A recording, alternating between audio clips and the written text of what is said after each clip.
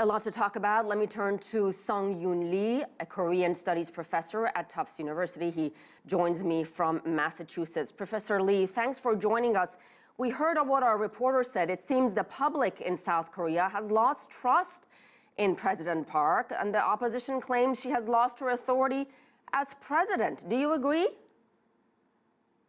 I do. Every day there are new shocking revelations. Over the past week, there have been an onslaught of new damning discoveries related to President Park's very peculiar relationship, friendship with this shady shaman-like character, Ms. Che, going back to even Ms. Che's father, who was a shady fortune teller preacher in the 70s. President Park has maintained this peculiar relationship with that family, and now there are revelations that Ms. Che has played a role in all the major facets of governance, of statecraft over the past 4 years, including South Korea's foreign policy decisions with Japan, China, the UAE, North Korea declarations, and so forth. So this is quite damning.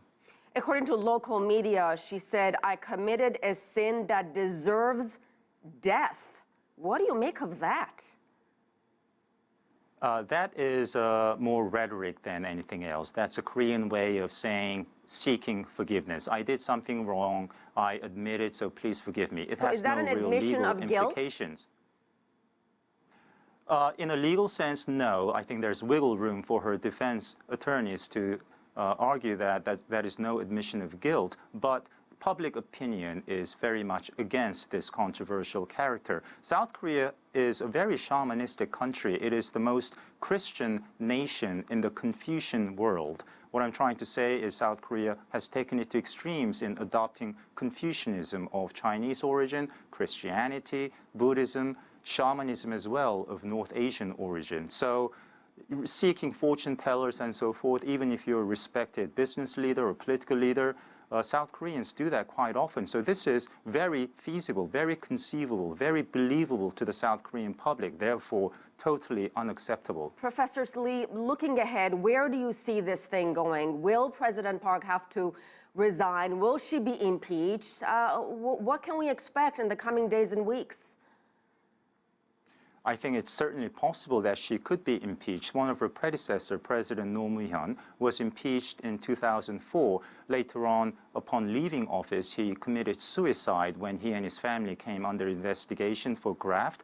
I think this presages Park Geun-hye's ignoble exit from the political stage. It's a running theme in Korean history. Former presidents have been thrown out of office, assassinated, imprisoned, suicide, and so forth. So I think this is a real problem that has international policy, foreign relations implications in terms of South Korea's relations, not only with North Korea and Japan and China and the US, but with Russia and many countries of the world. All right, we'll leave it at that. Professor Sung Yoon Lee, thank you so much.